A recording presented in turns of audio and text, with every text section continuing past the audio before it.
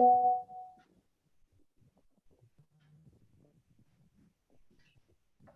live, ma'am, now. It's Okay. live.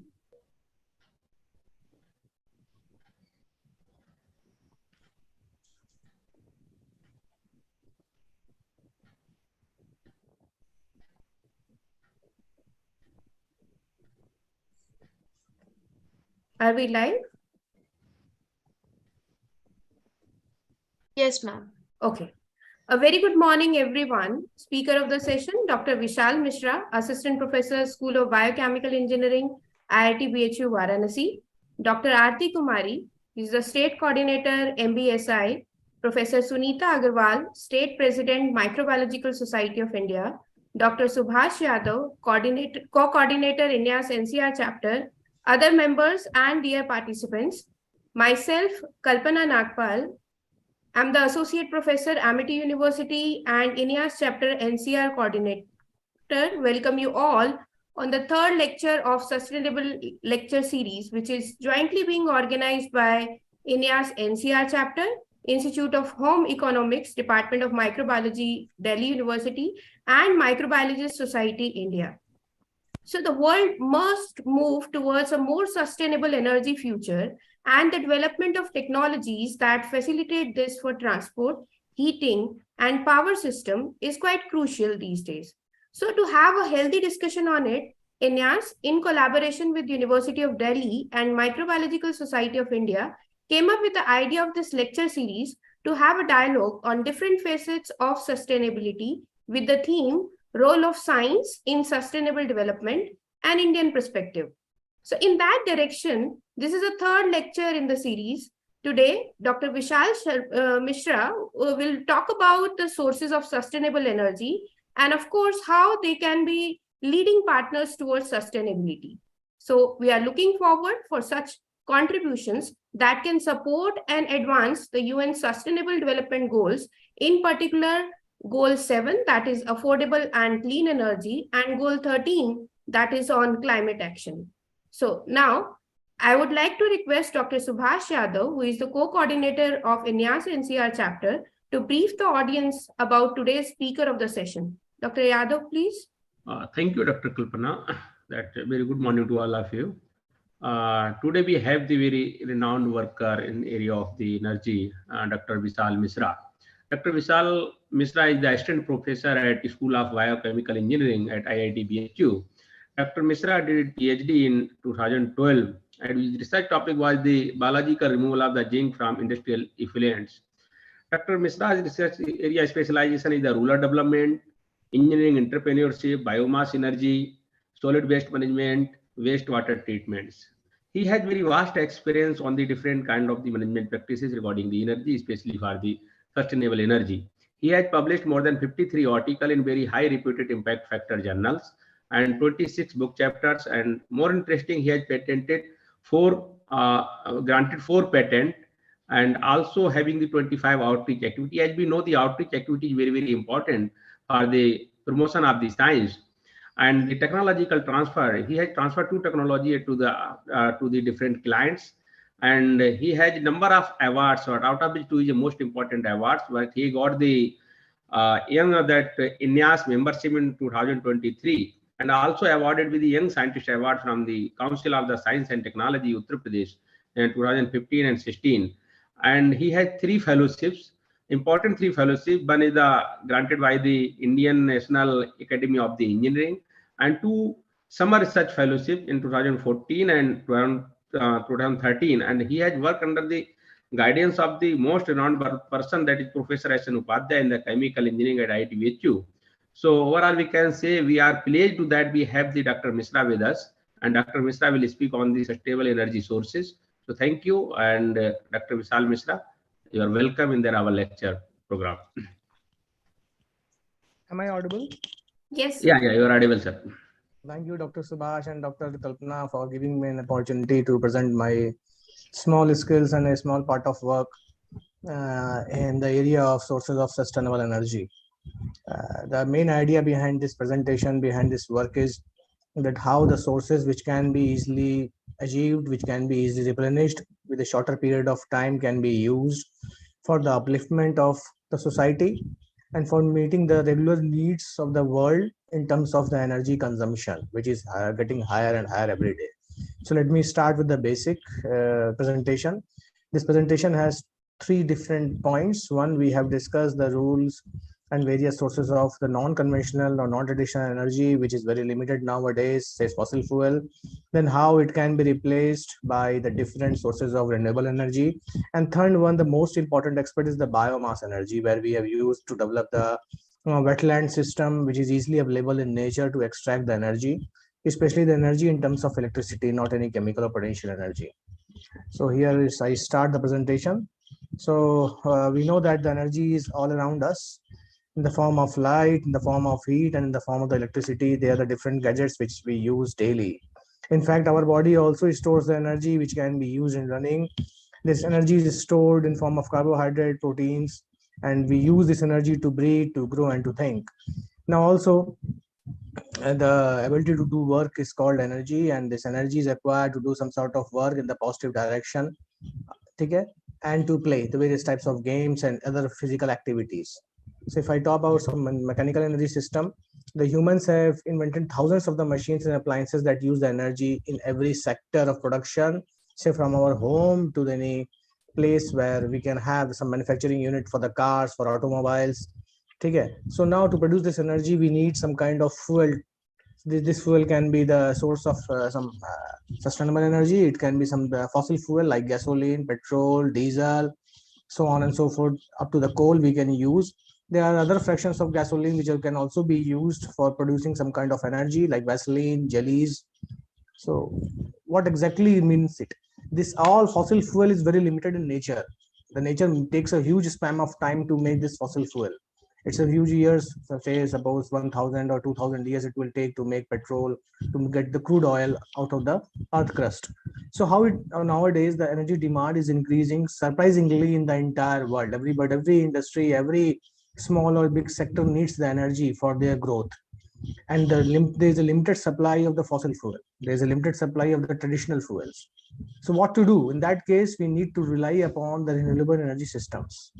Though the energy which is easily, readily available in nature throughout the season over a big area of earth is actually known as the renewable energy.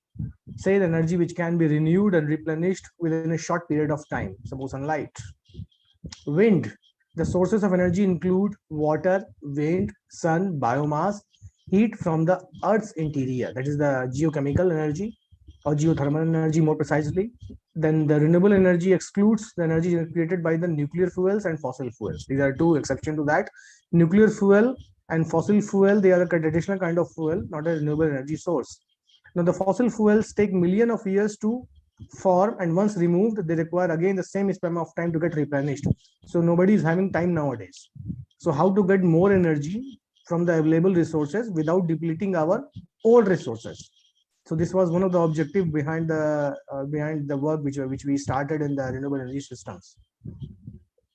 Some main key points again. The term renewable energy is not always the synonym of the energy called as green energy. That means it may not be always the green energy which is being produced by some green phenomena or the eco-friendly route. Okay.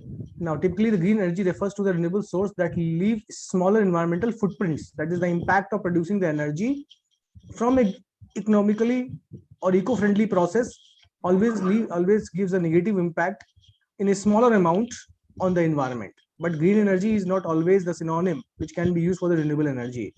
Large capacity hydroelectric projects require huge dams and reservoirs, okay, which flood thousands of hectares and the wilderness and disrupt the migration patterns of the fish and wildlife. That means if you are going to use the potential energy of the water from a height, that may disrupt the different kinds of flows of the water. It may also impact upon the aquatic life. Though we are using the renewable energy, but it has some environmental impact. So it is of course not the green energy. Okay? Although it is quickly replenished, it can be revived in a very short span of time. But it is also dependent on some factors, like it cannot be replenished on the daily basis. And sometimes it is also based upon the season. Say, for example, in the rainy season, you will have the limited access to the sun or the sunlight. So on the seasonal basis, you cannot replenish.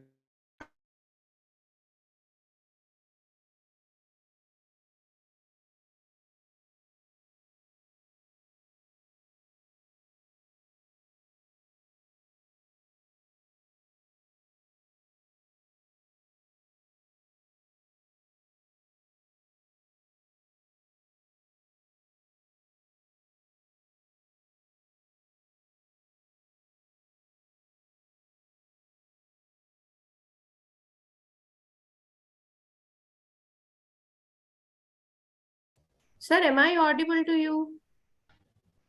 Yeah, I think there is some Ma'am, problem. you are audible. I Okay. guess Vishal sir lost his connectivity. Okay. Let me connect with him. Huh?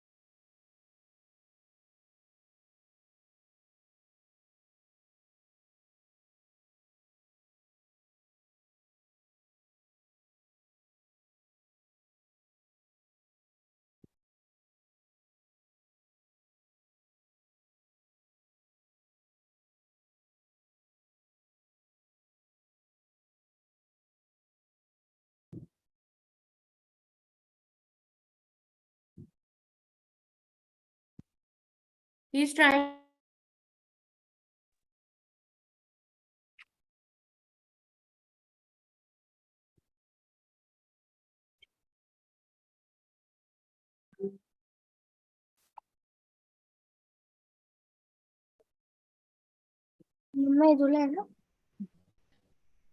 Can you hear me?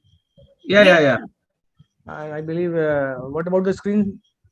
Again, I need to share, I believe. Yeah. Wait. Host disabled the participant screen sharing. This message is coming on my screen, sir. Sir, please share once. I have given you the permissions.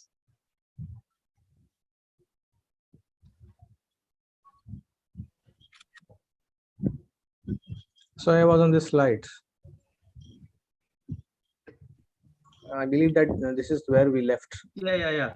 You know? So actually, I was discussing that. Excuse me, sir. Can you put it on the slideshow? Of course, madam. Now is it fine? Yeah.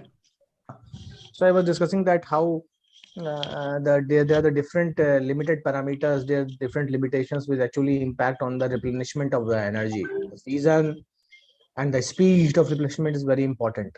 Now, 1 second. I believe, and of course, the availability of resources like say sunshine, or the wind speed, or the wind direction. They are also very important factors when we talk about the replacement of any renewable energy source.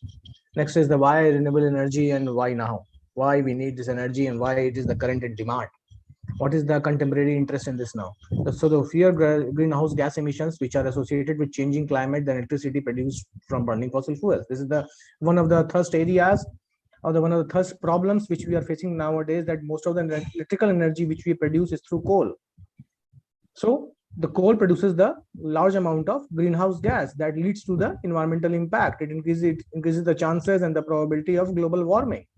So we need to replenish it. We need to replace it with other sources which produce either less or almost zero carbon dioxide, which can increase or which can substantially reduce the global warming phenomena. Day before yesterday, we had a talk. I was having a talk in some college here at Kamacha campus, BHU. So there, the talk was on the carbon neutrality and water positivity. So there we discussed the different types of sources or the technologies which can be used to trap the gases of greenhouse effect, which are having the greenhouse effect. What are the different mechanisms to trap it? So more or less, what was the conclusion of that presentation was the huge forestation, plantation of the tree, or the covering of the earth's surface with those crops which can fix the carbon dioxide from atmosphere is one of the relevant way to decrease the carbon count or to become a carbon neutral country, at least India. Now, India is working in the field of carbon neutrality. Carbon neutrality means whatever we produce, the units of carbon, we are also able to capture it back, to recover it back. So we are becoming neutral. Bhutan is the only country in the world which is carbon negative. That means in addition to the produced by the industries, the carbon dioxide produced by the industries, the Bhutan is also, or the Bhutan administration is also about to recover the carbon dioxide which has been produced naturally. So they have become carbon negative. So now this fossil fuel is one of the source of the production of greenhouse gas. So we need the renewable energy instead of any chemical based energy. Similarly, the renewable energy generally adds fewer other pollutants to the air, including the following: sulfur dioxide and nitrogen oxides that form the acid rain,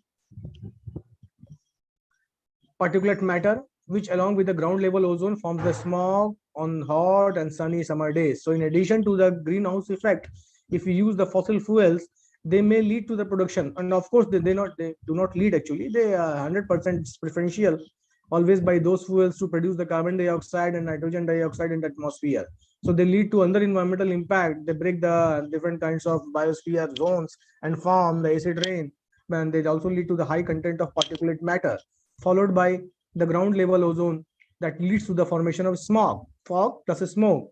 And in summer, and of course, the sunny summer days become very hot if the presence of carbon dioxide in our biosphere is very high compared to the other natural lands. Now, the low impact of the renewable energy help to protect the land and water. That means the eco-friendly nature of renewable energy helps us to protect the huge part of the land and a major fraction of water. Water is also a crisis. So nowadays we are discussing other agenda is to become water positive. That means that how much water can be recycled in every industrial operation, how many times it can be reused, and what content can also be added to the water table of the earth. Now, when the large scale energy projects are developed, they have the potential to drastically alter the watersheds, migration routes, wildlife, and fish habitats. This is very important content to understand while using or while generating some kind of renewable energy source. It is also very important to understand that we must ensure that we are not hindering, we are not bypassing, we are not trespassing the roots of any other natural phenomena. Say the flow of the water to the agriculture fields, or the flow of the water which harbors the huge aquatic life in a pond, you can say in an ocean, in a river. So that has to be kept in mind. It must not affect the wildlife or any other aquatic habitat or any airy habitat. So next is by using this is the small diagram where I have tried to show that how we can harvest the energy of the sun to run the basic appliances in a home. So this, you can see that here you're having a solar panel which receives the energy. This energy is getting transferred to different devices inside the system, or inside, you can say, a house latched with the inverter system, which converts the solar energy into a DC current followed by the AC current. You can use some dynamo kind of apparatus which can convert it. So this energy will be sufficient to run your air condition in case you are having a very sunny day and the light intensity is very high in number, and followed by your refrigerator, your TV, everything can be managed. Of course, this energy can be also be stored for the future rows for the future use in the inverters. And once the sun is set, you just decrease some demand of the energy or some use of the energy at your house, and it will be very easily you will be able to use this energy in the night hours, in the dark hours, when there is no availability of the sunlight. So one full day can be easily used up by using a single solar panel here. So now the positive environmental impacts of the solar power, what exactly it is. Solar energy is better for the environment. Solar energy assists with the land use. Solar system do not release the carbon emissions. What does it mean? It is better for the environment because you are utilizing the energy. You are not utilizing any chemically synthesized energy in the house, and you are of course going for a complete natural base. Second one is the same field which you are using for the purpose of agriculture can have the solar cells on a larger height, and that the same land can be used. So it is a proper management of your land also. You can earn the money out of it, and this is one of the aspect of rural development. And third one is the solar system do not release any kind of carbon or any kind of carbon dioxide, carbon monoxide, any other you can say the greenhouse gas. So of course it will help you to decrease the atmospheric temperature and the impact of global warming in the local area where you are having the solar panels. But one of the disadvantage, what actually we practically feel while using this in the rural area is most of the people are not so skilled that they are able to maintain these cells, how to clean the cells. The entire philosophy depends upon the type of the reflector used inside the cell. Once the reflector is covered with some kind of dust or the humid or some damage has happened to it, how to replace it. Government provides a subsidy once to install these cells in the ground, in the villages or in the pastoral parts of the country. But every time government is not available there, or the funds are not available to maintain it. So one of the disadvantage of these solar cells are that initially it is they're expensive in nature. Once the government gives on a subsidized rate, it will be easy to flange or to fix up in a house or in an agriculture field. But the other question is, with the passage of time, there will be some wear and tear, there will be some losses, fouling, scaling on the cell. How to clean it? You need a skilled staff to maintain it regularly. Then you have an inverter system. The inverter system sometimes become very risky. So other sources of energy needs to be installed there, which can also replace the need of solar energy. So one by one, I am discussing it. Just 1 second. So this is the hydroelectric power system. I've tried to show that how it works. It has been taught in several classes. You can see that it's the oldest form of the energy, sustainable energy, which is being used since ages and dating back to several thousand years. It has grown to encompass several forms of the water-based power generation. Hydropower electricity is basically nothing. It is the conversion of the potential energy of the water to the kinetic energy, followed by the electrical energy, which is basically generated by the turbine movement. 16% of total energy production is basically met out with the help of this hydropower system. And the world's largest source of sustainable energy has been counted on the hydropower projects. And of course, we use the nature or the locations of the nature which are on the height, and from that height, if we flow the water, there is a flow of water. It contains the high potential energy converted to the kinetic energy, which has a high velocity, very high velocity, and that velocity is itself is capable of turning down the wheels or rotating the wheels of any turbine that leads to the formation of electrical energy. Then we use some kind of step up transformers to increase the voltage of that energy when it gets transferred to the pole, then to the village system, or to a village or to a city. So this is all about, you can see that how the water or the trash rack is there, which releases the water. The water flow is of course uncontrolled. It is of turbulent type. The turbulence is getting transferred to the wheel of the, or you could say the basic bearing of the turbine. It strikes on the blade gets rotated. Once it rotates, it starts the generator, and generator collects the energy, followed by the transmission of the energy from a transformer to the pole or the electrical system of the locality. Then comes the wind power or the wind energy. This is another source of the renewable energy, and it is also regarded as the largest amount of energy which can be extracted. I've tried to show here that what is the fractional energy which is being produced by different states in India, and how they are utilizing their wind source as an important source of energy. More important is that the system can be easily used at those points which are having on the seashore or on a river shore, on the banks of the river. It is because wherever the river or the open source of water, usually the flow of air is very turbulent there. So more higher is the speed of the windmill, more energy you will be getting. And of course, all of us can see that in the gigawatts, 9.86 gigawatt is produced by Tamil Nadu, and this is the highest wind energy using states in India, followed by Gujarat, Karnataka, Maharashtra, and Rajasthan. Total which can be used is 695. They are using or producing actually is 690.5. 95.5 gigawatt, followed by 70 in the offshore, and 35 in the potential itself is in Tamil Nadu. The important point is that the wind energy is always not available in the same amount either every day or in every season. Sometimes this is too high, otherwise it is too low. And then you have the several disadvantages also of this energy. Say for example, the huge wear and tear will be there in the windmills. And of course, if the wind is very turbulent in nature, it may break the blades, it may break the system also. Then what to do in that case? You need to maintain it repeatedly, readily, with the help of some skilled staff. Now, my other gesture of telling these points simultaneously while discussing the positive points is that at the end of this presentation, I have tried to show a more easier way to produce energy in the lab scale, followed by, say, in the rural parts of the India. And I have also tried to give a touch in the final part of the presentation that how the ladies or the working women who are actually in the village side, they can also earn some money out of this work. So slowly I will be going to that theme. Now the geothermal energy means There is a source of hot water inside and the earth crust, and that water actually boils at a very high pressure inside. So it of course generates the superheated steam, not only the steam, superheated steam, and that has the high specific value, high specific heating value. And once the speed comes out, or when this steam comes out of the earth crust, it gets spread over the turbine.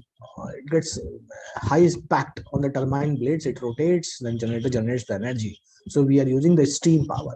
But once the steam comes out, it also condenses. And the thing is that every time the water will boil inside the earth crust at the same temperature and the high pressure, it is not possible to get every time here. So this part of the energy, or this fraction of the energy, is very limited, and it has been scarcely reported in India at least. So just a basic diagram of that: hot water, it passes the steam to the turbine, followed to a generator. Generator gives the energy to the pole and to the electrical supply system.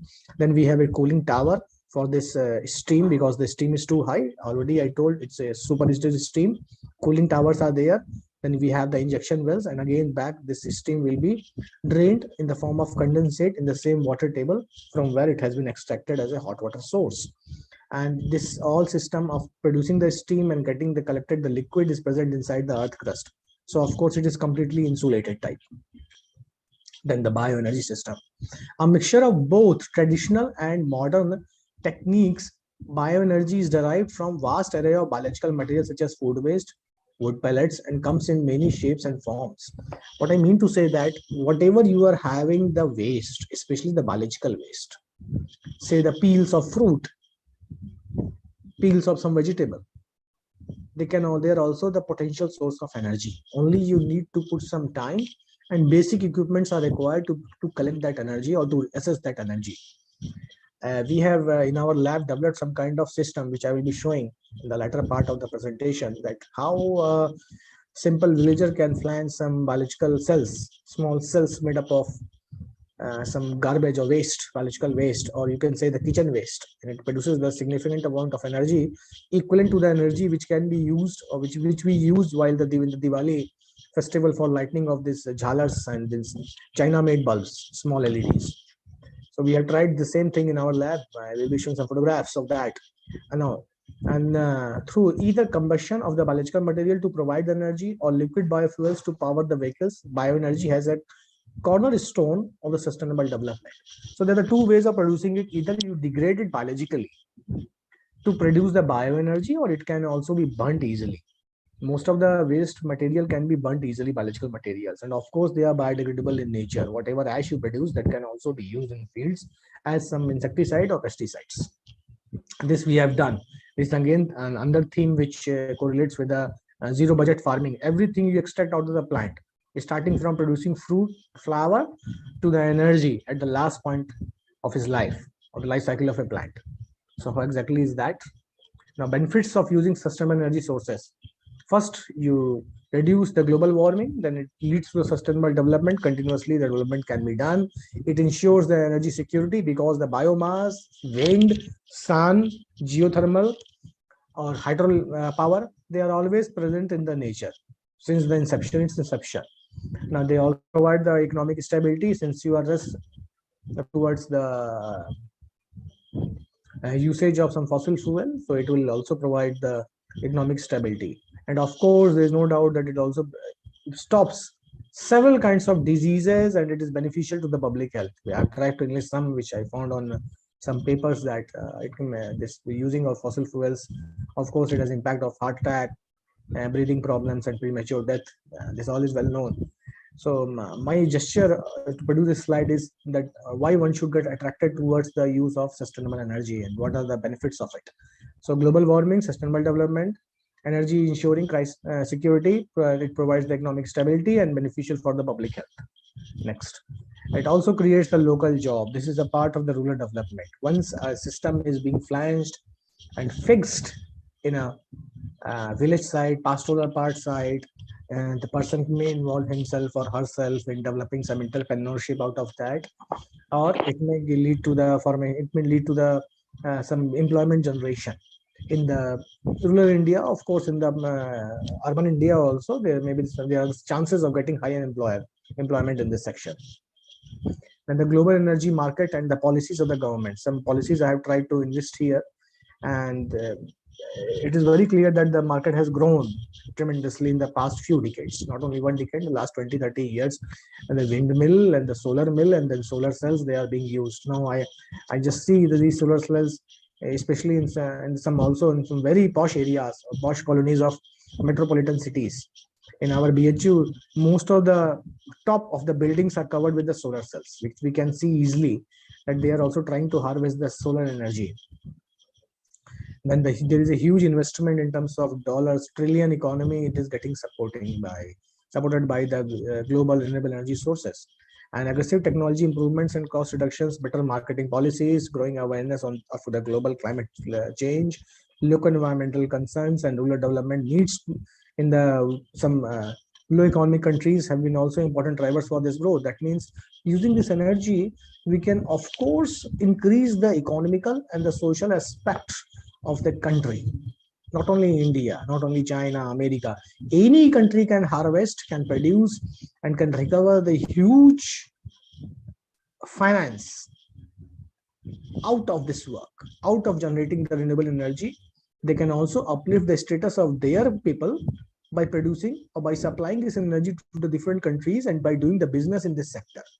So that will also be a boon for the renewable energy systems. If a country or the administrator has an interest in the business, then renewable energy is one of the best source. So for that, you need a better technological development. You need every technology to be developed with a focus to harvest and to recover the renewable energy in a very compact way, in a very easy way. So this is a very important aspect of the business in the renewable energy. So policies, now the government, different governments are trying to frame the policies in the similar direction. Then comes how the biomass industry contributes to it, and the other industries, which are biomass industry means the biomass sources which actually are produced by the human beings on a daily basis, followed by the renewable energy system, geothermal heat, solar thermal. This diagram I have tried to show here that how much power is getting generated from which type of energy. So what is their contribution in the total energy system and why they are getting used. So most of the energy which we use in the replenishment or from the renewable energy sources is in terms of power, and that power is being used either for the household purpose or for the purpose of agriculture sector. Suppose we need to, by using the solar panels, you can use some kind of jet systems to irrigate your fields, to irrigate the forest. And another point is that the local consumption, or you can say the household consumption, can easily be met out with the help of this. It is a little bit difficult to say now that by using some renewable sources of energy, we will be able to handle some kind of, you can say, the industrial operation which requires huge amount of energy, like say automobile production or some electrogalvanization. For that, you need chemical energy base because the demand is very high and they need energy in very short span of time. Fraction of seconds, they need very huge amount of energy. So renewable source may not be able to develop that.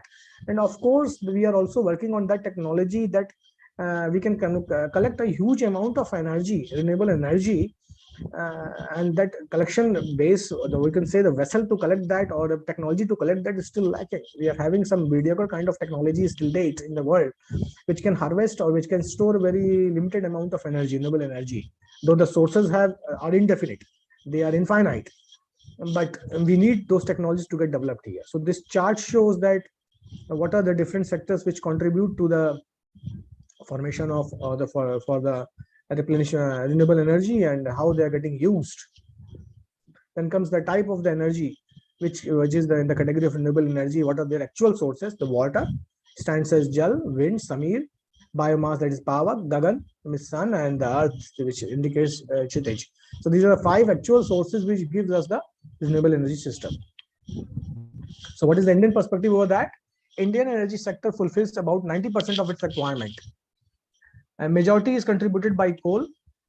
The inadequacy is fulfilled by imports. And now we are looking towards the energy conservation, then conversion and harnessing. Conversion means here the biomass conversion or biomass solarization. Then available energy sources are solar energy, hydroelectric, wind energy, tidal energy, hydrogen energy, wood energy, energy from biomass or biofuel, which nowadays people call it as biodiesel or biokerosene, biopetrol, biogasoline, And then the chemical energy and geothermal energy. So some sources which are available in India, but still we are only 10% dependent on that. 90% we get it from chemical energy or chemical source, more precisely the fossil fuels. So that has to be replaced. So just a diagram I have taken from some book, and then it shows that what are the different sectors over which we are having different kinds of renewable energy source, what are their contribution in Indian basis. Then again, the state-wise, I have tried to show that what are the potential of renewable power, and this was somewhere around 2020, this photograph. And then it shows that which state is using how much of the energy, and you can see that Gujarat is 11% dependent on renewable energy, Andhra is 8%, and then 16 are in others, Rajasthan 15%, Karnataka 8%, Madhya Pradesh 7%, Maharashtra 10%, Odisha 3%, Uttar Pradesh lags behind it, and it is only 2% here. So actually what we generate total is, I have tried to show this figure here, it is 1,97,465 megawatts, and possibly this is per year units which we produce. So energy source which is being used, fossil fuels providing petroleum and natural gas, coal mining that cater the coal energy demands in India, and then sun is the source of solar energy that is converted to electrical energy using solar panels. Vast air resources are utilized by conversion of the kinetic energy from flowing water, as in waterfalls,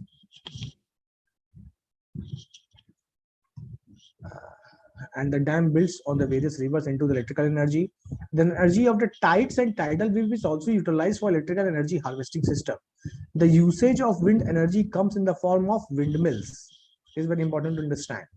And huge wind energy farms for generation of usable energy forms by transformation of the kinetic energy of wind into the energy units. Of course, the electrical units. The bioenergy by burning the biofuels available in large quantities. So biomass energy is nothing. It is the energy extracted out of the biomass. It can be a biomass which has been used especially for the purpose of production of fuel, or it can be a waste. Now, energy is also derived from the vast timber resources of the country. This includes the wood energy.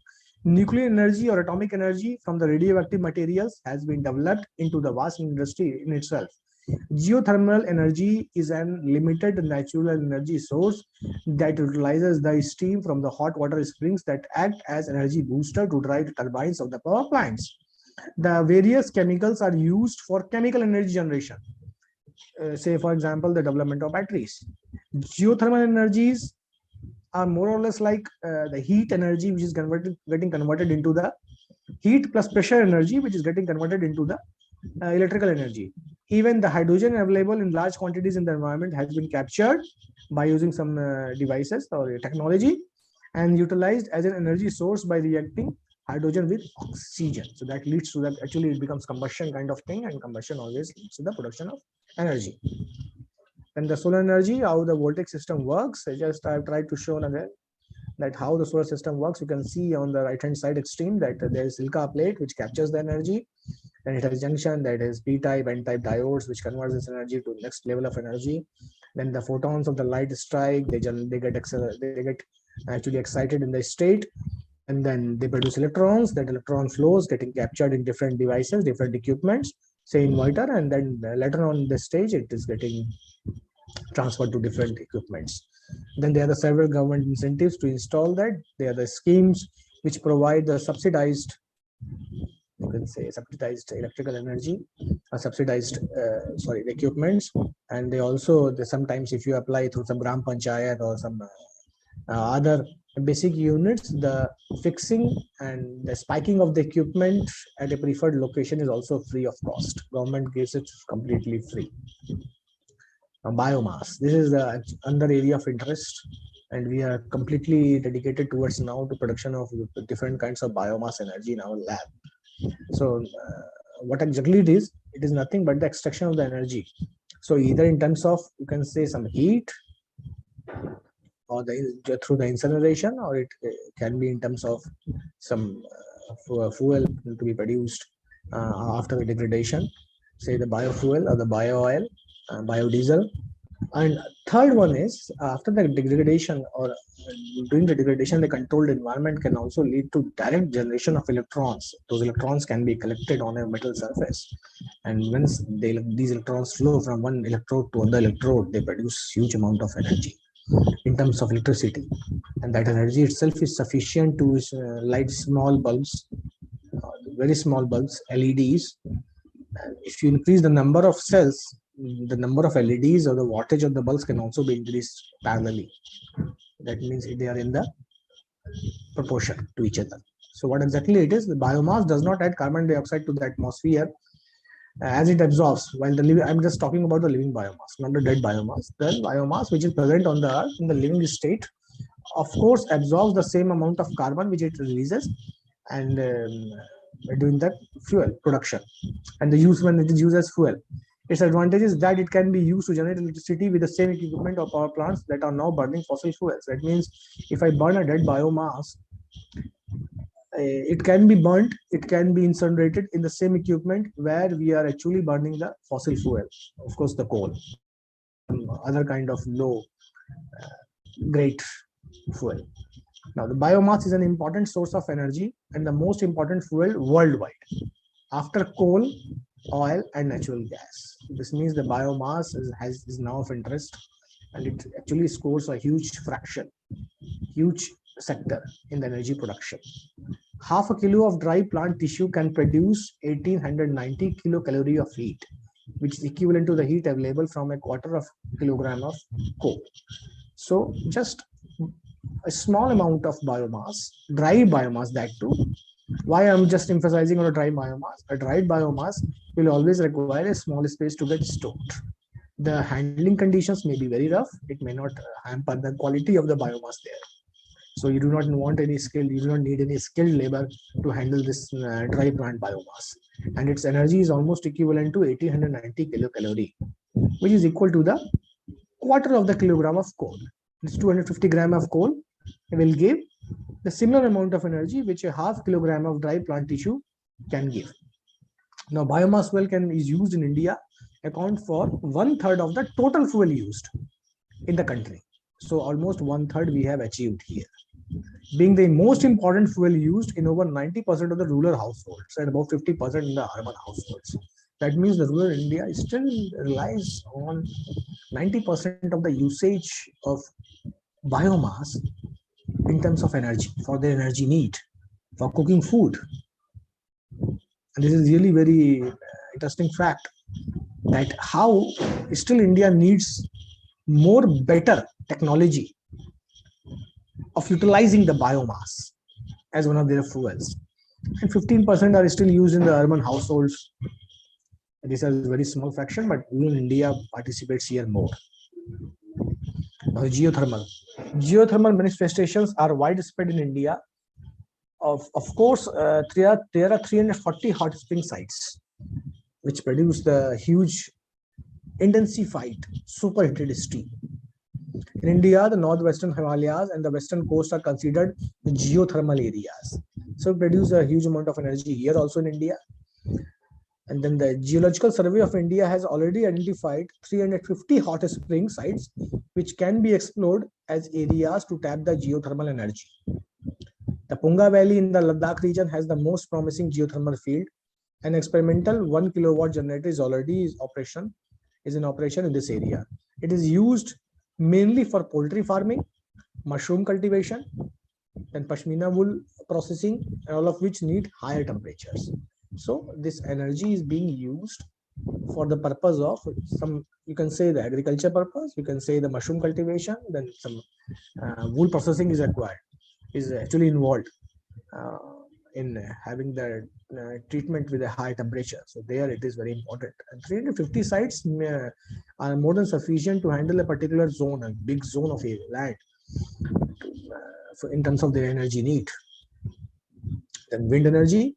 5 nations, Germany, USA, Denmark, Spain, and India, account for 80% of total energy.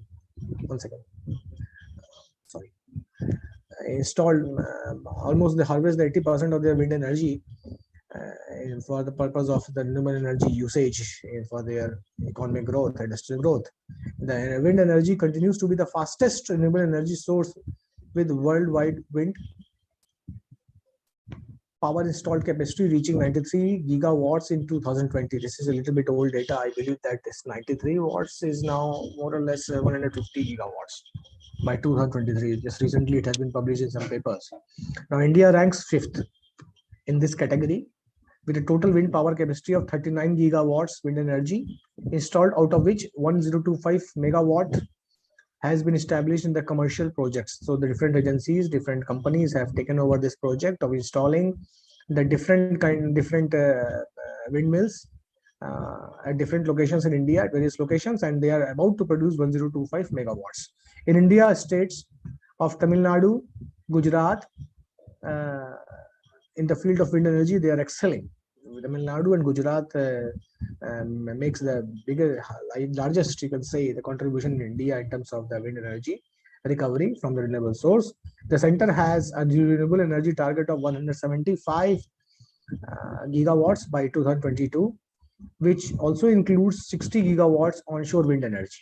Onshore wind energy means that wherever there is a possibility of getting the wind simultaneously across the bed, where there is a large water body, there the wind speed is very high. It's a kind of open channel fluid mechanics, which offers the least pressure over the water surface and the maximum, you can say, the wind velocity is there. Higher is the velocity of the wind, the blades will rotate more with a higher speed, and there will be more generation of energy.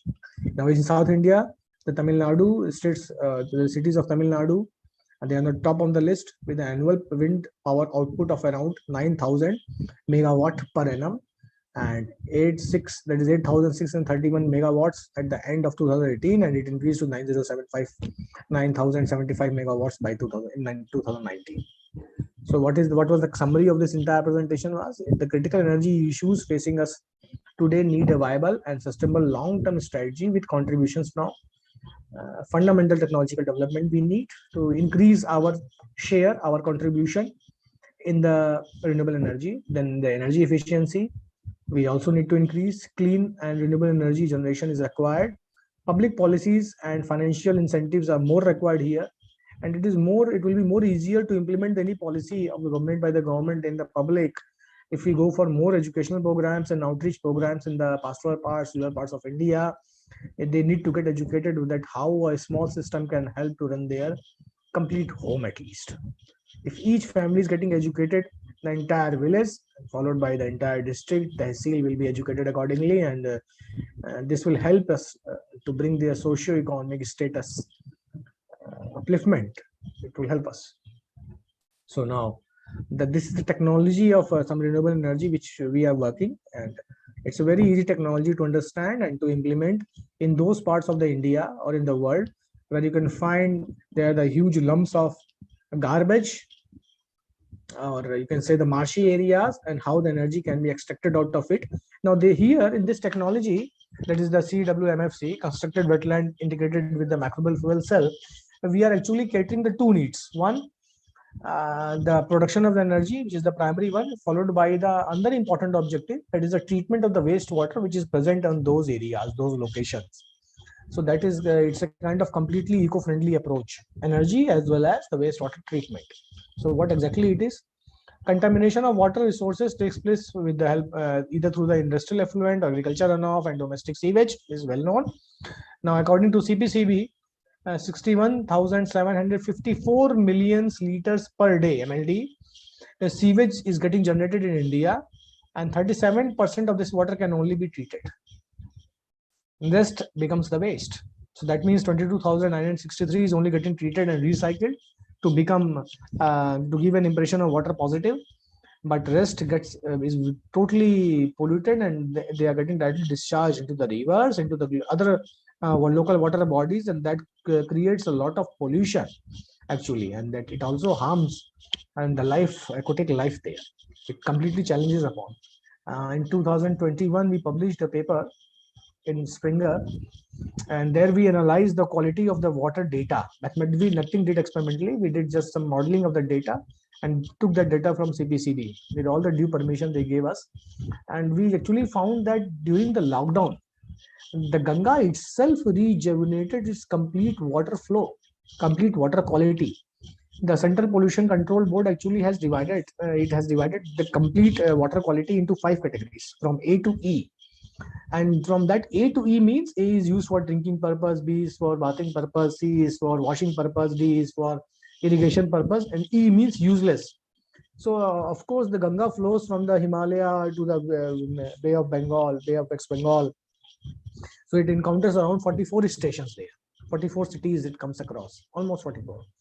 And there are several ghats in Varanasi, several ghats in different districts, and from where the Ganga passes on. So we just collected the data from the website from the Central Pollution Control Board. We modeled that data and we found that Ganga water quality has changed completely. The category water B has come to A, subsequently C to B, and they can say D to C. And we also observed that in the literature, it was clearly mentioned the fishes or the aquatic life which became extincted long back due to the pollution in Ganga came back without any technology, without any industrial resources used.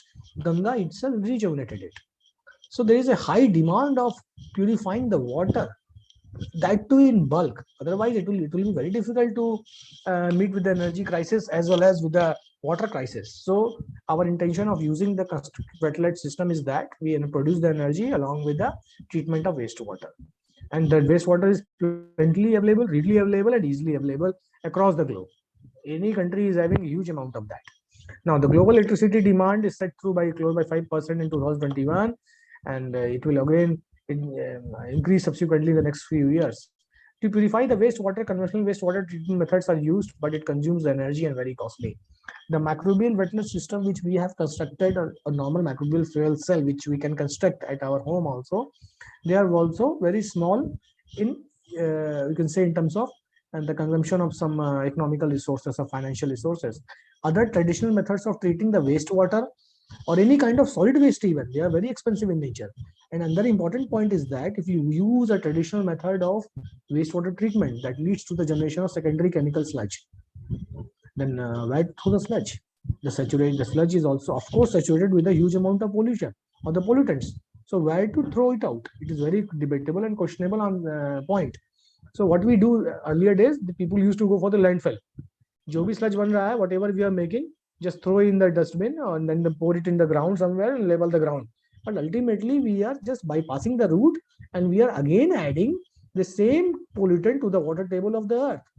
So with this gesture, to avoid this kind of tactics, to avoid the maximum involvement of the funds, and to do some cost-effective treatment, we started doing the development of microbial fuel cells in the constructed wetland system. Now, it can be used, the CWMFC can be used for treating the wastewater and the simultaneous generation of electricity.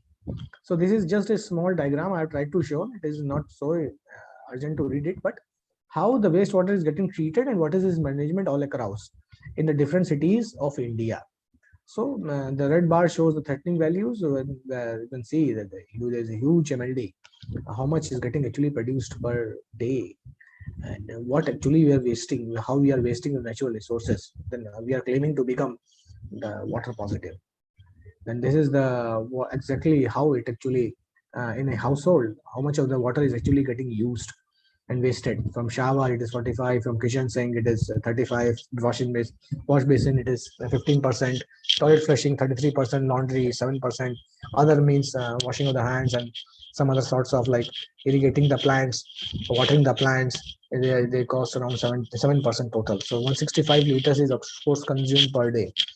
And the others may include the leaks, water used for car washing, mopping of the floor, and watering of the garden. This is the pictorially I've tried to show it here, and you can see that most of the water is getting used, and approximately 28% in shower. So this is what I have tried to show, that how much of the total generation of energy is there if we can use this water for the production of energy, and it is in billion units. So this is just a statistical diagram that how slowly we are moving towards becoming the water positive along with the production of energy and energy generation in the domestic sector. Then this is the actual diagram which illustrates that how a system can work in the constructed wetland to produce the energy and to treat the water. You can see here that the plants are here, So we have just planned a cathode rod and the anode rod in the basement of the earth, somewhere just below the plant, say 10 centimeter or 15 centimeter in depth, connected to a circuit here. And if these plants are actually grown on a waste site, on say suppose some polluted water, and so a polluted site, contaminated land site. So slowly there will be generation of the electrons, and these electrons will transfer accordingly from cathode to anode, from anode to the cathode, and this will lead to the production of energy. And once this all degradation process happens here due to the deployment of plant or some electrogens present in the water itself, naturally available, the organic substance which is present in the polluted water will degrade automatically. It will clean the water. It will clean the contaminated site, and you will be able to harvest the significant amount of the energy. And of course, you can see that wastewater is coming from an industry here. We use some plants to cover the area. We flanched a small biochemical cell here, and then there's some chemical reaction which happens due to the presence of electrogen bacteria there, or some electrogenic microorganisms that produces the electron by the degradation of the organic component of the wastewater. Slowly the electron flows from anode to cathode, and the energy is getting generated. You can see that what are the other chemical reactions which are actually involved here. So we are producing the energy, and we are also doing a treatment of the wastewater here. And then this is the vertical subflow process. Just I've tried to show schematically that how it can be done.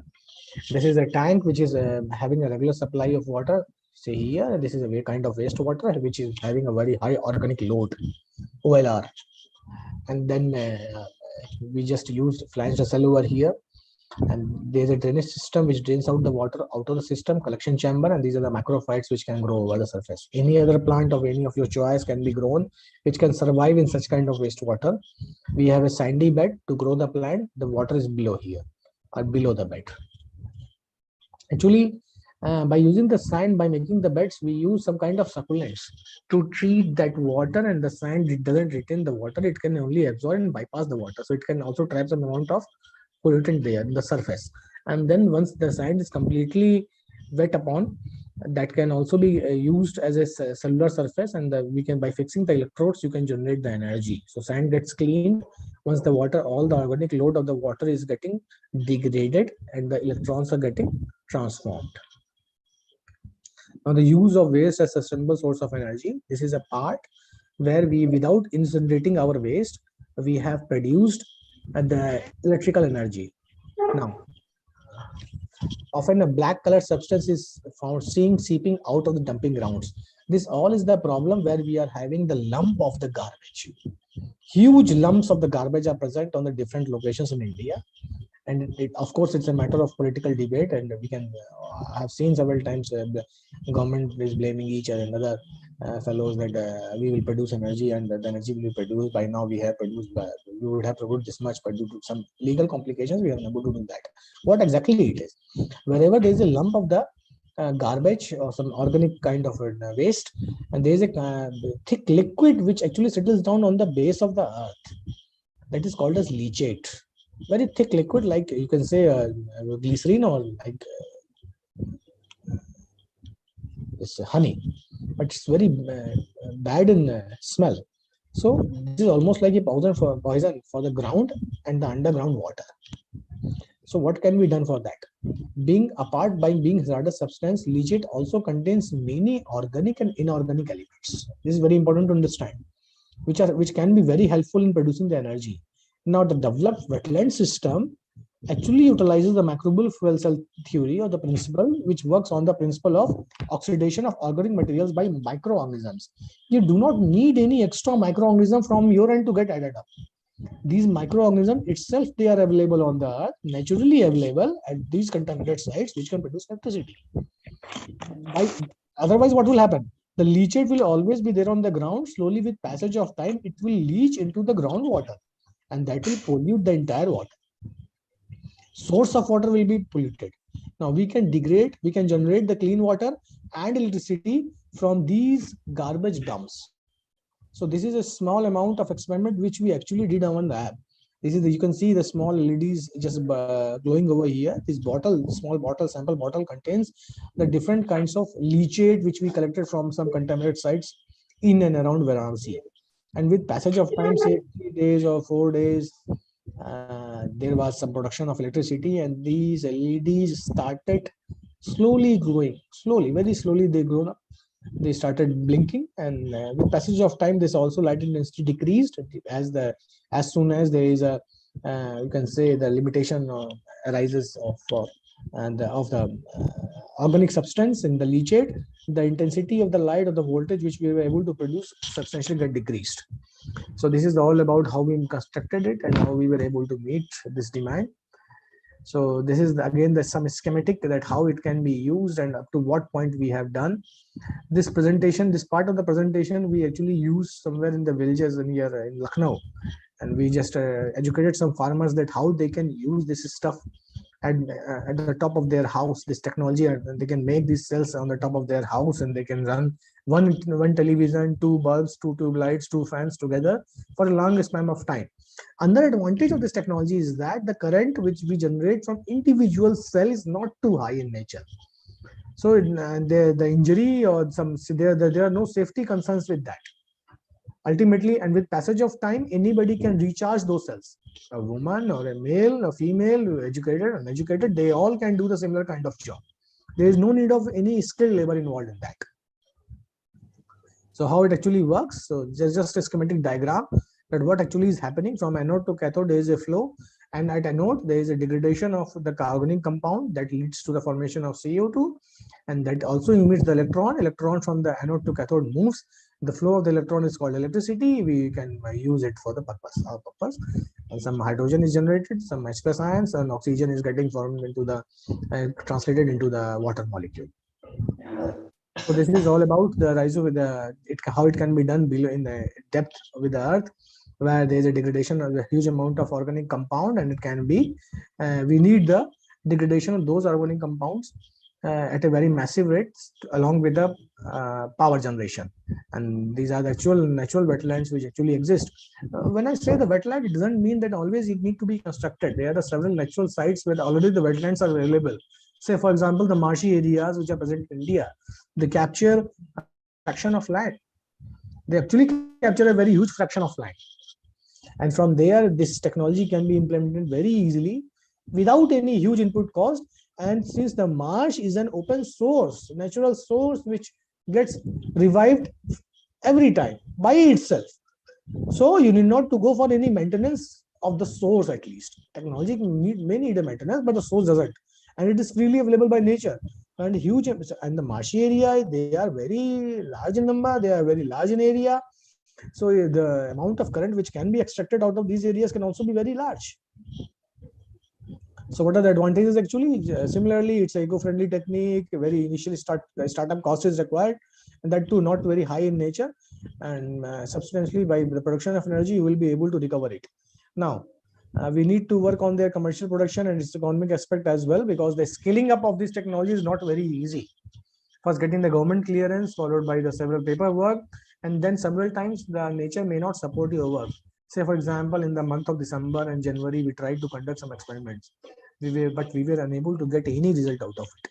But with the passage of time, as soon as the February came, the March came, there was slight change, slight rise in the temperature, and we approached up to 500 millivolt of the current from a very small size of cell. So if I connect those cells in parallel, I may be able to get a huge amount of current, which will be able to run a fan, a minimum one tube light in a house, one bulb, and one refrigerator. So this is all about my work. Thank you so much, Dr. Vishal. This was very wonderful talk, and I'm sure that everyone available in and who is listening to you is benefited with the talk. So now we are starting with the question-answer session. Those who have any question, they can type it in the chat box, and then we'll take it later. Before that, I just wanted to introduce Professor Arvind Deshmukh.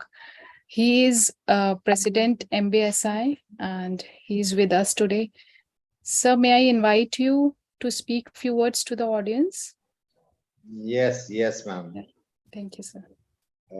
Really, I was watching this lecture, and a very, very interesting topic. Means the speaker has given clear idea what are the benefits of sustainable energy. And as a MFC, microbial fuel cell, maximum research is going on throughout the world. And how wastewater can be converted, that is called as a wealth from the West. It is the beauty of microorganism, that microorganism can create wealth from the West, and any development, sustainable development. So I really thanks speaker Dr. Vishal, and this lecture is recorded. It will be circulated among 20,000 students. And at the last but most important, I want to appreciate efforts of Delhi MBSI. Dr. Sunita Agrawal, ma'am, and her team is doing extensive efforts. Of course, they are getting natural benefit. That is called as a natural justice. They are in Delhi. In Delhi, there are many speakers.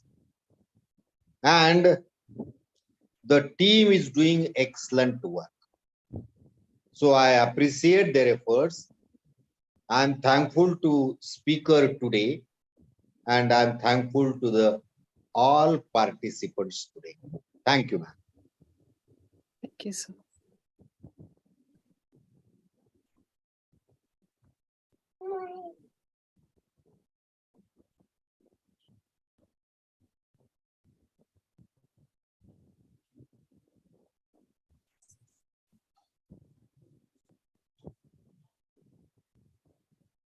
So, actually, sir, I have one question. Tell me. Am I audible? Of course.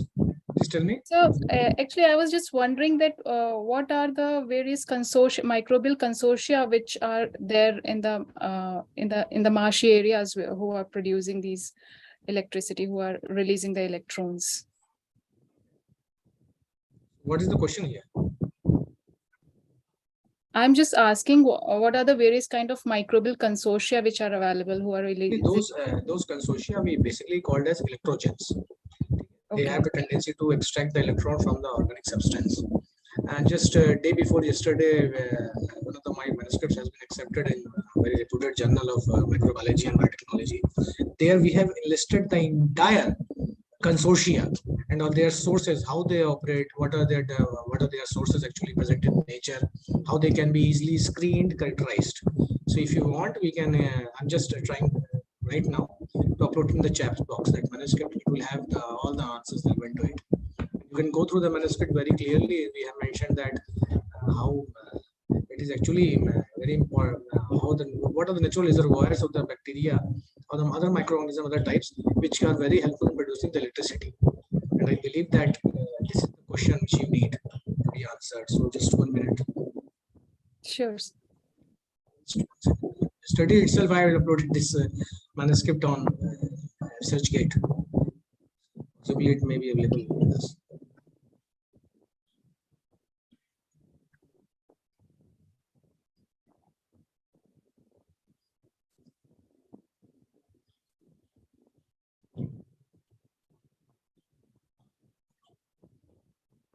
I just found it and just the chat box. I have given the complete manuscript. Can you see the article? The file name is the article. It is a 4.32 MB. You will find yes, it's visible now. Every table, every figure is given over here, which illustrates that how this bacterial consortia can be used as a potential source of energy extractor. And I believe that there are the several mechanisms which we have tried to elucidate at how different kinds of category of bacteria produce energy out of the organic waste. Any more questions? So next question is from Dr. Rekha Mehrotra, ma'am. She's asking, commercially, what % of energy we obtain sustainably in India and worldwide? Madam, already I just shown that in the slide that out of Yeah. 100%, if you say we are up to making the 10% only can be taken up as the commercial important energy, which can be extracted from renewable energy source. Of course, I should not say it is the commercial energy for usage. Actually, it is total fraction of energy which we are harvesting out of 100%. 10% is only we are getting from the renewable energy.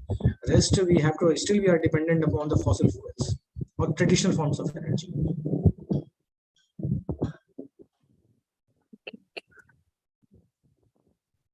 So I'm just looking on the YouTube if we got. Yes, ma'am, you can ask the question. Sir, very insightful lecture. Thank you. So I just want to know, you are saying that in winter we are not able to produce electricity much by using this MFC. It means we have to use different type of bacteria for different seasons. Madam, rather more, if I precisely say, in lab scale, we cannot fabricate large number of cells. So a basic layman theory which I would like to implement rather than changing the bacterial consortia, because every time I need to change the substrate, and that actually impacts the complete work environment in the lab or in a field also. It may not be always preferable to change the substrate and to change the type of bacteria. What we can do, we can increase the size of the cells, either in number or in dimension. So that may be also a helpful perspective, because what we did first, we produced some current from the one cell only, just single cell unit. Then we try to fabricate a unit which is having the parallel cells together, 2 cells at least. So the current generation was actually exponential in nature. It increased exponentially. So my suggestion will be, rather than changing the bacterial consortia or the type of the source, the complete system is totally open. You cannot control any kind of contamination in that. You change the number of cells and the pattern of arranging them, either in series or in parallel.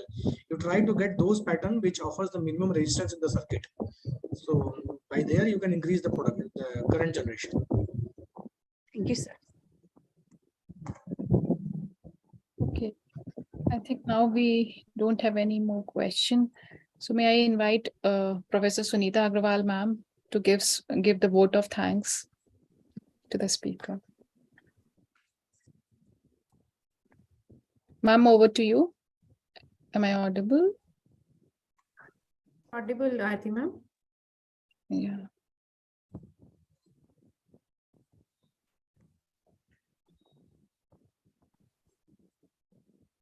Hello, Aarti, am I audible? Yes, ma'am, you are audible now. Thanks, Dr. Aarti. A very good afternoon to all. On behalf of our director, ma'am, faculty, students, Department of Microbiology, Institute of Economics, I would like to extend my heartfelt gratitude to our esteemed guest, Dr. Vishal Mishra, Assistant Professor, School of Biochemical Engineering, IIT BHU, Varanasi, for accepting our invitation and for being here with us today. Your talk have truly motivated and inspired us all, sir. Thank you so much, sir. I thank our director, Professor Renu Arora, and Professor Deshmukh, sir, President MBSI, for always supporting and guiding us. Sincere thanks also to Dr. Rajendra Dhaka, Chairperson INYAS, Dr. Kalpana Nagpal, and Dr. Subhash Babu, Coordinator INYAS, Dr. Aarti and Dr. Kohinoor, Coordinators MBSI, Delhi Chapter, without whom this event was not possible. I would also like to thank each and every one of you for being here and helping us to make this event a grand success. Thank you once again. Thank you once again to all. Thank you. Thank you so much, ma'am. Dr. Kalpana Nagpal, over to you.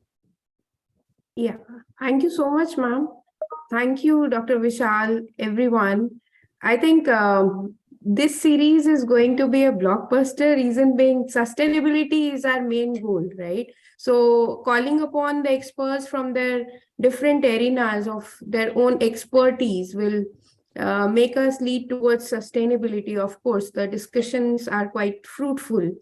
I think we are now happy to share with you that Dr. Subhash will tell you about our next lecture, which we are going to plan upcoming one. Dr. Subhash. Thank you, Dr. Kalpana. The next lecture we are planning on the 8th of the April. And most probably I have requested to Dr. Sanjay Singh Rathore. He is the National Coordinator of National Higher Education Agriculture Program, ICR, and Principal Scientist, IRI. And he's agreed to deliver the lecture. So that will be the very, very thoughtful and very inspiring lecture to all of us. And he may be highlighting their role of agriculture in sustainability and education basically. So that will be the good. Thank you, Dr. Kalpana. Thank you, Dr. Subhash. Can we I have think one- with this we can conclude today's session. Can we have one photograph? One, Yeah, for sure. Everyone can, if please turn on their cameras. Ananya?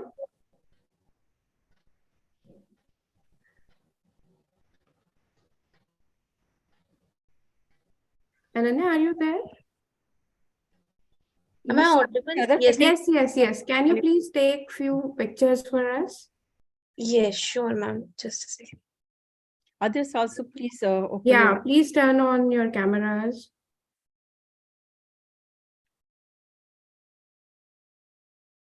You want the screen to be shared or should it be stopped?